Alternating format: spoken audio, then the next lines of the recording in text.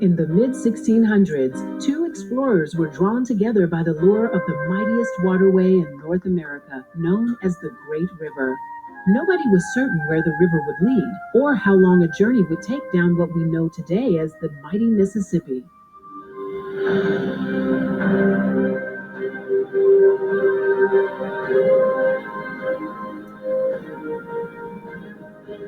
Jacques Marquette was born in France in 1637 and eventually became a Jesuit missionary. He was assigned to evangelize, spread the word of God to native people living in Canada.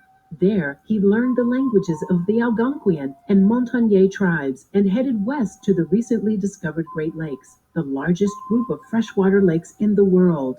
While exploring the western end of Lake Superior in 1669, he became the first European to meet members of the Illinois tribe, who encouraged Marquette to continue exploring their lands, including an enormous waterway they called the Great River. Marquette had heard about the Great River that some locals called the Mississippi and was anxious to explore the region and share his religion further south.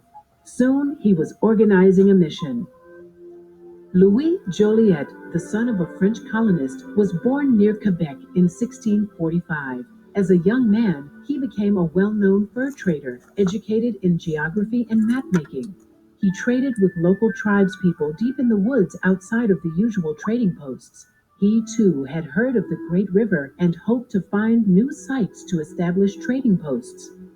Marquette and Joliet met in 1671 at a European settlement in present-day Michigan.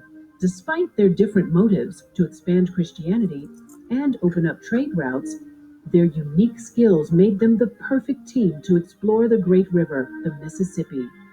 They, like others, wanted to know where the Mississippi met the sea. Some believed it led to the Gulf of Mexico, while others, in hope of a quicker route to Asia, believed it emptied into the China Sea or the Sea of Japan. It was up to Marquette and Joliet to find out the truth. They departed in May of 1673 with a crew of 5 men, 2 canoes, supplies, and trade goods. In 2 months, Marquette and Joliet explored over 800 miles of the river's course, discovered 2 smaller rivers, the Missouri and Ohio, and reached the intersection of the Arkansas and Mississippi rivers. Along the way, they made alliances with the indigenous tribes.